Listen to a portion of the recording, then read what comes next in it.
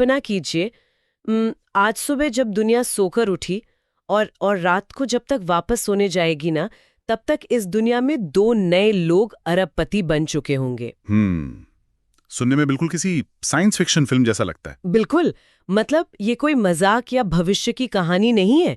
पिछले 1 साल में औसतन 2 नए लोग बिलियनियर क्लब में शामिल हुए हैं, जो कि एक बहुत ही चौंकाने वाली रफ्तार है। हाँ, तो सवाल ये है कि रातों रात इतनी दौलत आ कहां से रही है?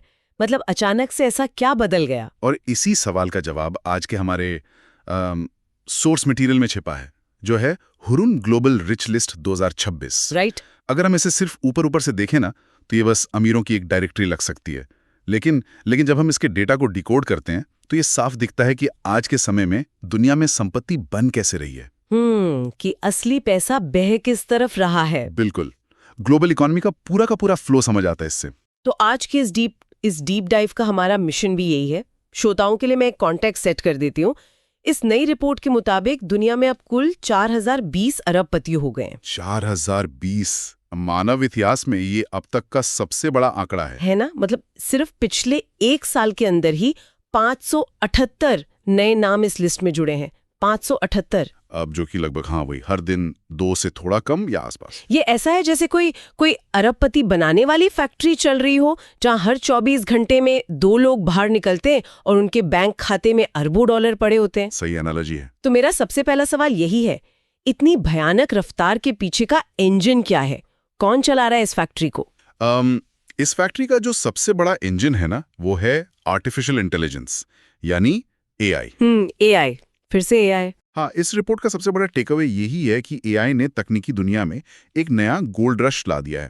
मतलब ये अब सिर्फ कोई नया फीचर या टूल नहीं रह गया है। तो क्या बन गया है? ये एक पूरी की पूरी नई अर्थव्यवस्था खड़ी कर रहा है। पूरी दुनिया का पैसा इस वक्त इसी दिशा में जा रहा है। हाँ, और रिपोर्ट में इसके कुछ बहुत ही हैरान करने वाले उदाहरण भी दिए हैं, जैसे एनवीडिया के जेनसन हुआंग। बिल्कुल, उनका आंकड़ा तो मतलब उनकी संपत्ति 172 बिलियन डॉलर हो गई है और वो पहली बार टॉप 10 में आ गए हैं। और एनवीडिया का जो ओवरऑल वैल्यूएशन है वो $5 ट्रिलियन पार कर गया है। 5 ट्रिलियन। बाप रे। और वहीं अगर हम ओपन एआई के सैम ऑल्टमैन को देखें, तो उनकी संपत्ति भी लगभग 3 गुना बढ़कर $4.7 बिलियन हो गई है। सही बात है। लेकिन एक मिनट, यहाँ मुझे एक सवाल बहुत परेशान कर रहा है। हाँ, बताइए। क्या एआई से बन रही ये जो इतनी भारी दौलत है, ये वाकई कोई जमीनी हकीकत है? मतलब या फिर ये आपको याद होगा 1999 का .com बबल। हाँ, बिल्कुल। तो क्या ये वैसी ही कोई सट्टेबाजी या बबल है जो कभी भी फूट सकता है?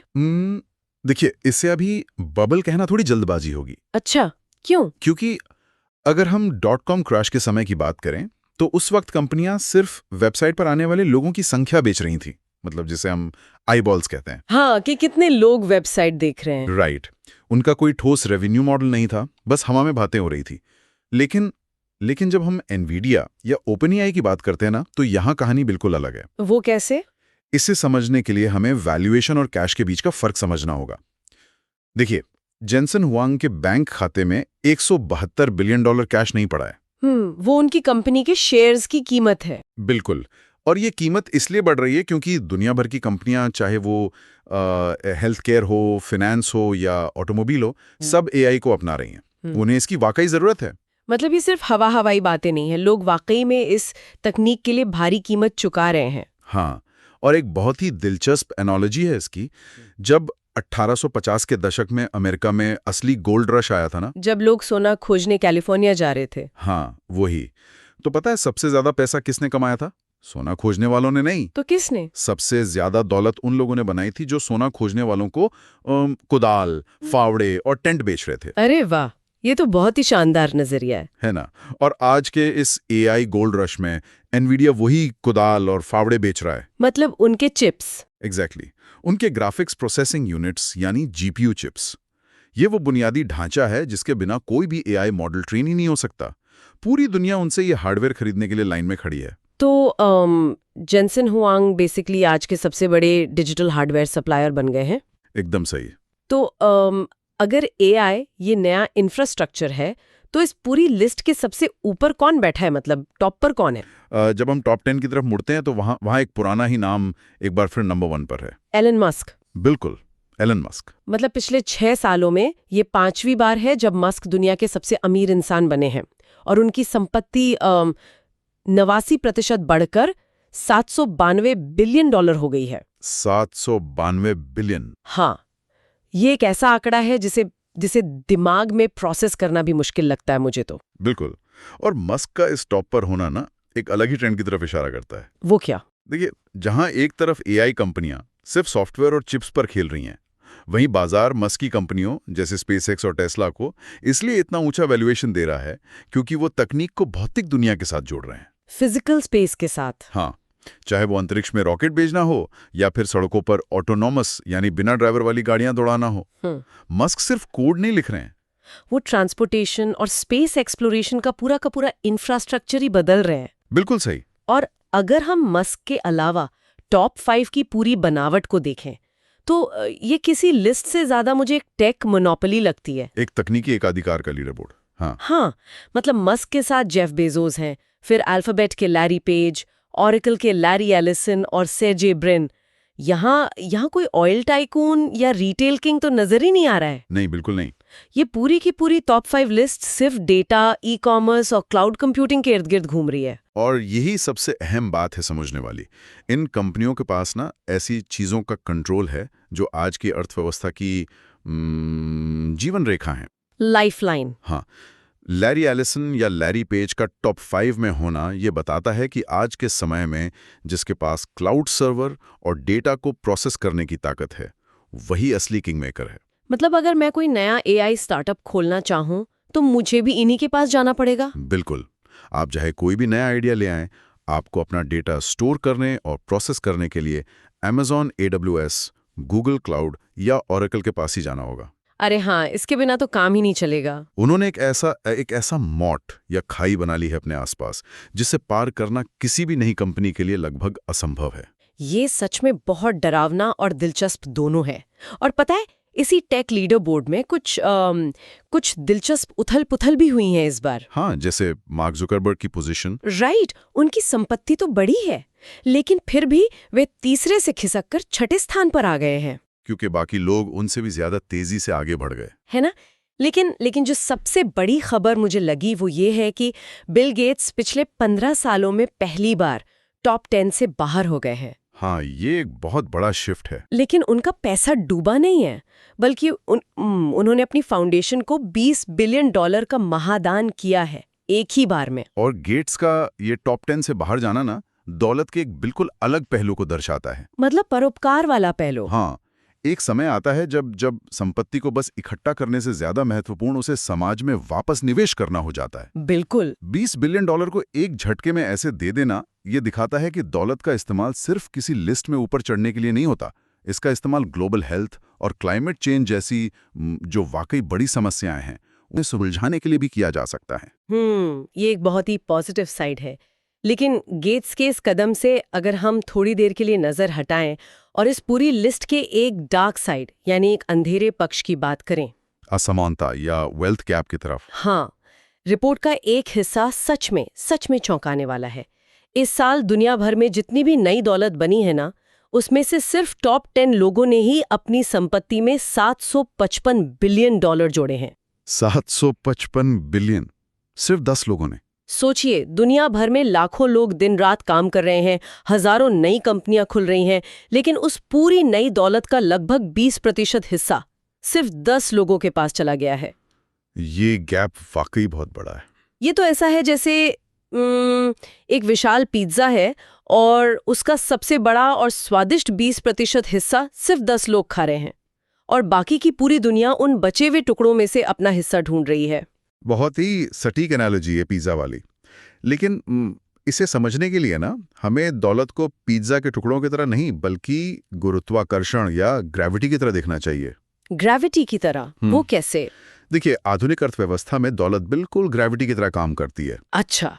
जब कोई कंपनी या व्यक्ति Amazon या गूगल जितना विशाल हो जाता है ना, तो उसका गुरुत्वाकर्षण यानी उसकी ग्रेविटी इतनी मजबूत हो जाती है कि वो अपने आसपास मौजूद हर चीज को अपनी तरफ खींचने लगता है। मतलब नए स्टार्टअप्स, टैलेंट, पैसा और सबसे जरूरी डेटा, सब कुछ उनके पास खिंचा चला आता है। ये ग्रेविटी वाला नजरिया मुझे बहुत सही लगा। इसका मतलब तो ये है कि ये जो वेल्थ गैप या असमानता है, ये किसी की कोई साजिश नहीं है। नहीं, कोई साजिश नहीं है, बल्कि आज के इस तकनीकी डिजाइन का एक स्वाभाविक परिणाम है ना? और अगर हम ध्यान से सोचें तो हम सब भी तो इस ग्रेविटी को बढ़ा ही रहे हैं। बिल्कुल, जाने अनजाने में। हाँ, हर बार जो हम कोई फ्री एआई टूल यूज करते हैं, ऑनलाइन शॉपिंग करते हैं या बस सोशल मीडिया पर बैठकर स्क्रॉल करते हैं, तो हम अपना डेटा इन कंपनियों को दे रहे होते हैं। और वही डेटा उनकी असली दौलत है। तो हम अनजाने में ही उन 578 नए अरबपतियों के वैल्यूएशन को और ऊपर धकेलने में अपनी भूमिका निभा रहे हैं। एकदम सही।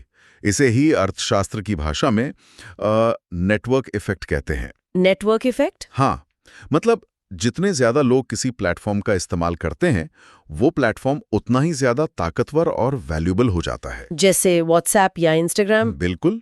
और सबसे बड़ी बात यह है कि डेटा और एल्गोरिदम को स्केल करने में, यानी बड़े पैमाने पर फैलाने में कोई एक्स्ट्रा लागत नहीं आती। मतलब एक बार कोड लिख दिया तो करोड़ों लोग उसे यूज कर सकते हैं बिना किसी एक्स्ट्रा खर्चे के। एग्जैक्टली। इसीलिए इन चंद कंपनियों का प्रॉफिट मार्जिन और दौलत उस रफ्तार से बढ़ती है जिसका मुकाबला दुनिया का कोई भी पारंपरिक बिजनेस नहीं कर सकता। तो अगर अमेरिका और ये टॉप 10 लिस्ट टेक कंपनियों के गुरुत्वाकर्षण का केंद्र है, तो क्या इस दुनिया में दौलत बनाने का कोई और ब्लूप्रिंट मौजूद है? हाँ, बिल्कुल मौजूद है ना? ये बिल्कुल। ये रिपोर्ट हमें दिखाती है कि ऐसा है, और इसके लिए हमें अमेरिका से निकलकर एशिया की तरफ देखना होगा। हाँ। और विशेष रूप से भारत की तरफ। और भौगोलिक रूप से यानी ज्योग्राफिकली एक बहुत बहुत बड़ा शिफ्ट है। हाँ। देखिए, चीन और अमेरिका के बाद अब भारत 308 अरबपतियों के साथ दुनिया का तीसरा सबसे बड़ा बिलियनर हब बन गया। तीसरा सबसे बड़ा हब? हाँ, और इस साल 57 नए भारतीय इस लिस्ट में जुड़े हैं। और जब भारत की बात आती है ना, तो रिलायंस इंडस्ट्रीज के chairman Mukesh Ambani 109 billion dollar की संपत्ति के साथ पूरे एशिया में सबसे ऊपर हैं। वो तो अनडिस्प्यूटेड लीडर है वहाँ। बिल्कुल। लेकिन जो बात मुझे सबसे ज्यादा दिलचस्प लगती है वो ये है कि भारत में जो दौलत बन रही है उसका स्वरूप सिलिकॉन वैली से बहुत बहुत अलग है। ये आपने बहुत अच्छा पॉइंट उठाया। भारत का जो वेल्थ ब्लूप्रिंट है ना, वो मुख्य रूप से पारंपरिक उद्योगों, बुनियादी ढांचे और एक विशाल उपभोक्ता बाजार पर टिका है। मतलब सिर्फ सॉफ्टवेयर पर नहीं। जहां अमेरिका में सारा पैसा कोड, सॉफ्टवेयर और एआई से आ रहा है, वहीं भारत में दौलत एनर्जी, टेलीकॉम, रिटेल और मैन्युफैक्चरिंग जैसे सेक्टर से बन रही है। जो चीजें हम असल जिंदगी में छू सकते हैं और इस्तेमाल कर सकते हैं। बिल्कुल। ये एक ऐसे देश की कहानी है जो अपने फिजिकल इंफ्रास्ट्रक्चर और करोड़ों नए उपभोक्ताओं की ताकत पर खड़ा हो रहा है। लेकिन, और ये मेरा इस रिपोर्ट का सबसे फेवरेट हिस्सा है, भारत के इस लिस्ट में एक ऐसा नाम जुड़ा है जिसने सबका ध्यान खींचा है। हाँ, मैं समझ रहा हूँ आप किसकी बात कर रही हैं। हाँ, किंग ऑफ बॉलीवुड शाहरुख खान। क्या बात है। मतलब इस रिपोर्ट के हिसाब से उनकी कुल संपत्ति 1.3 बिलियन डॉलर आंकी गई है।